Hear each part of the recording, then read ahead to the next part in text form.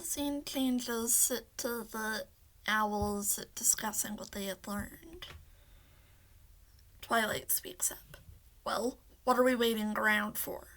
Let's go ahead of them. Soren speaks up. Oh, wouldn't that be dangerous, though? We'll get in trouble if we don't die. And they'll die if we don't go. Digger nods. We can time it so we arrive just a couple hours before them. We found Eglantine in Silvervale. Do you know if you were behind or in front of the other owls? Behind. I was one of the last ones to get captured, and the owl carrying me didn't notice the pure ones until she was attacked. Digger thinks this over. Eglantine was found lying north to south, meaning the pure one's base must be south. Eglantine, do you remember anything distinguishing about the castle? Gilfie asks. They never let us fly over the walls, but there was a part where the walls crumbled so much that you could see the grass outside. The grass was really tall, and there was this huge tower. I'm not sure how to describe it. I can recognize it, though. Soren, Egg, please, let us go with you. But it's really dangerous. We know, but Primrose trails off. We're going to be guardians someday. Ruby continues. Please, Soren, we'll stay out of the battle. We'll stay right next to Ezlor when we find them. I think we should all go, Otalissa says. Otalissa? Once upon a time, I lived in an area experiencing a drought. My parents had to travel for many days to get food. Eventually, they had to leave the forest to find food. After 2 weeks, the guardians came for me. Our neighbors had hollows full of starving chicks. They could only give me bits of food every day. From what I overheard from Dewlap, one neighbor, a close family friend, had seen them living in another forest. They died in a small forest fire. Twice I visited the spirit woods. I don't know if it was due to shame or something else, but I had never seen my parents' rooms, and I know they left me behind because the other parents didn't have to leave their hollow for more than 2 days. Gilfie gasps. Oh, Talissa, I'm so sorry. Talissa blinks and shakes her head. Ezlorib said something important before he left. Remember, Soren? About us being a family. Doesn't matter where we came from. Doesn't matter what we do. Family accepts you for you. And I don't want to leave my family behind. I could never forgive myself if I let them go off and die, knowing in advance that they'll die. Martin speaks up. I agree with Otalissa. I'm scared out of my wits, but I think that this is okay. I don't think that I'm a coward for being just scared. A coward, I think, is someone who is scared and takes the easy way out. Achilles, he was a coward. He let fear overtake him and kidnapped Owlets, all to prevent another war, instead of taking the longer and harder route to peace. I don't think fear of death is wrong, but allowing someone else to die in your place is. Soren sighs. Okay, but if a battle occurs, you 3 need to head for safety. We will. One last thing. How'd we destroy the flex? Gilfie asks. Good question. Oh, I know. Martin, remember what Bubo said about the really bonk coals? really hot ones melt metal. Boo keeps them in a special fire pit that young owls huddle around during the winter season. I'll grab a collier basket and put a few in it. Boo will be in his hollow during the days. You can probably grab everything you need while he's asleep. I'll bet the shrine the Flex is stored in is made of moo metal. It's very soft metal, so I'm the strongest one here. I can bend the metal into helmets and shields for all of us, Twilight says. Digger nods. Alright, we'll map out the course and head out. Ruby shakes her head. I can't believe we're about to do this. Primrose nods. The Guardians will thank us later, though. Right, so let's get to work. The owls go about their tasks in a brief montage. Gilfie and Otilissa map out a course. Martin and Soren take some bunk holes and put them in a special basket while taking care not to wake Boo-Boo. Twilight secretly measures each owl's head except for Otilissa. Digger draws out the likely radius of their search. And Eglantine and her friends write down anything she can remember about the old ruins. The next scene has them flying through a large grassland. Egg, is anything familiar to you? Soren asks. Not yet. There's so much grass. There's plenty of ruins, but they don't look like what we're looking for. Unless I'm remembering wrong. It's okay, Egg. Close your eyes and think really hard, Primrose suggests. Okay. There should be one with a large tower. There's a balcony on it. Ruby nods excitedly. Good. What else? The roof is completely crumbled, allowing for plenty of light.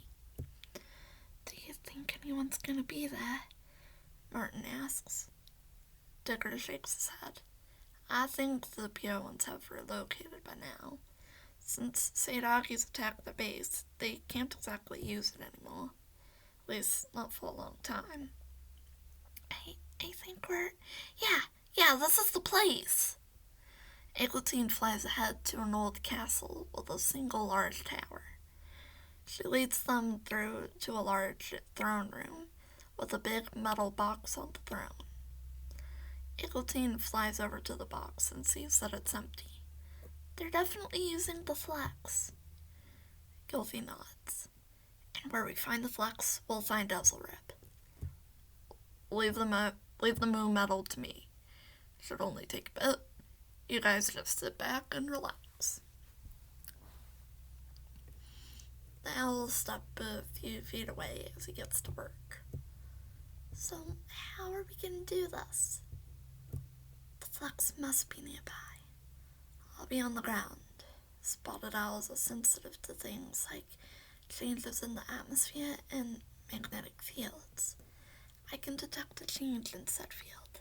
I'll alert you. Once you guys destroy the Flex, Egg, Ruby, and I will find Ezelrip. But what if he's not here?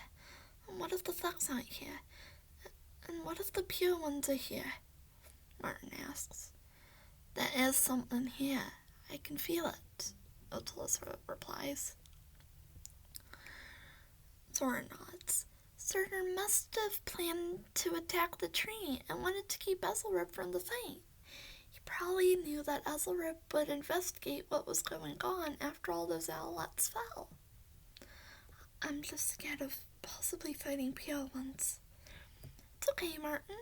The Guardians will be here soon. Heck, maybe we won't even have to fight anyone. I hope so. The helmets and shields are complete. They'll be a little snug, but they should do it for our mission. Digger nods. Okay, let's do this. Everyone besides Otilissa, grab a helmet and a shield. Martin, Ruby, Soren, Stay close with those bunk holes. Once all 3 bags are accounted for, Ruby, Eglantine, and Primrose will search for Hazelrib. Gilfie continues.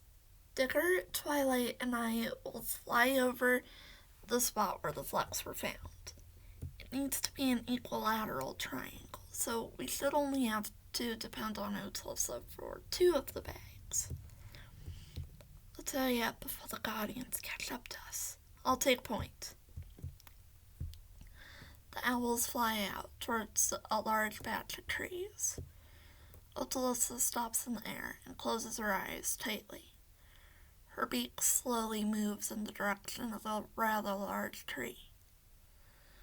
Soren moves to where she's pointing. He finds the flecks and tosses a coal into the golden bag. Digger flies over the spot and nods at the spotted owl. Utilissa flies forward and does this again, finding the next tree. Ruby grabs a coal from the basket and places it into the bag. Gilfie moves to the spot. Okay, that's a straight line, meaning the flecks are over. They're over here, Martin. Twilight, Utilissa, and Martin fly over to the last tree. Martin with a hot coal in his talon. He places it into the bag and gives the 3 younger owls a nod. The trio flies into the batch of trees, and, after a few seconds, Primrose cries out, "We found Hazelrib!" "Yeah, he's pretty weak, but he's alive." The owls excitedly land next to the girls. Hazelrib sees the owls and smiles at them. "Very good, young ones. I knew you all had it in you. You're Soren's sister, Eglantine, correct?" "Yes, sir." "Good to see that you are well." Soren speaks up. "Sir, Octavia, she told us..." Yes, I have been meaning to tell everyone about my little secret. Probably would have made this go quicker. Alas, it is what it is. Are the Guardians nearby? Kind of went on without them, Gilfie explains. You what? Please tell me you timed it so they can at least catch up to you. Digger nods. Yes, sir. They should be here shortly. Good. I don't normally approve of such recklessness, but I suppose it was unavoidable. Flapping is heard in the distance. Twilight flies up, then grunts. Owls with battle claws are coming. They aren't the Guardians. They're all Tatos. There's about a dozen of them. Pure ones, no doubt. Owls, stay near each other. Grab a branch and keep them off of each other. Surtur has likely trained these owls for years, so be prepared for a fight. Right. Egg, Prim, Ruby, Martin form a barrier around Hazelrib. Utilissa, Gilfie, we're gonna form a barrier around them. Soren, Twilight, stay up front. Don't let anyone pass you. Twilight, want to give these Pierons a piece of your mind? Twilight nods and excitedly begins his chant, just as the owls get close. You think those metal claws scare me? I'll crack my beak till you see 3. Your gizzard soft as a worm. I'm gonna make you squirm, squirm, squirm. Some of the pure ones freeze up, allowing Soren and Twilight to smack 2 into a tree. 10 of the pure ones circle over the group. 1 dives for Gilfie, which is countered with a stab in the side by Utilissa. Digger flies at one of the enemy owls. The owl dodges, thus allowing Ruby and Primrose the chance to stab at it. With 2 owls injured, the other pure ones start circling around and scratching the owls with their battle claws. Don't lose your heads. They're just toying with you. Stay in position. We need something to even the playing field. We need fire. Twilight, clear a path for Soren so he can get to the bag of flecks over there. Twilight nods and starts chanting while fighting the pure ones, slowing the enemy's movement. We got the fire, we got the punch. We're gonna make you grab your lunch. 1, 2, 3, 4, 5. You're gonna wonder if you're alive. 6, 7, 8, 9, 10. You're as stupid as a big old hen. I can count forever and a day. Maybe you better start to pray. You call yourself pure, the best owls in sight. Well, you stink to high heaven, and he ain't so bright. You're stuck up as can be, and gizzards can't handle milkberry tea. You're no better than gold splat, and even though you fly, you're slower than a rat. Soren makes it to a bag of flax. There's still a small fire in it, so he sticks the branch into it. Back with the others. The pure ones are closing in. Digger and Gilfy are able to get some good hits on them, but one manages to grab Gilfy with a talon, making her drop her stick. The owl flies away from the others and starts to squeeze as Gilfy frantically pecks her captor. The owl screams and releases Gilfy as the stick pokes through his chest, and his body becomes engulfed in flames. Gilfy looks and sees Soren holding the stick, just as he flings the screaming fireball into another pure one.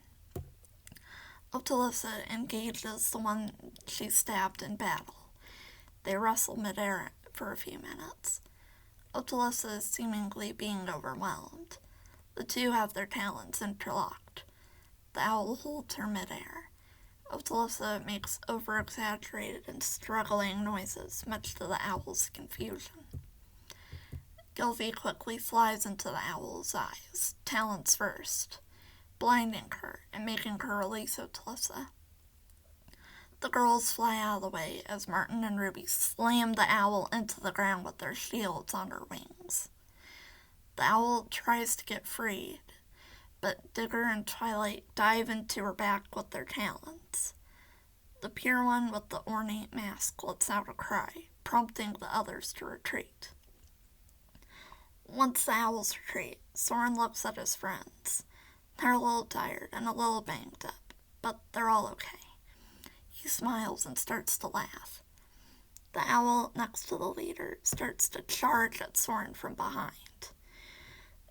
In one swift movement, as the Lord flies up, pushes Soren out of the way and braces himself for an attack when Dewlap slams herself against the owl, knocking her mask off, revealing herself to be the owl from Soren's dream.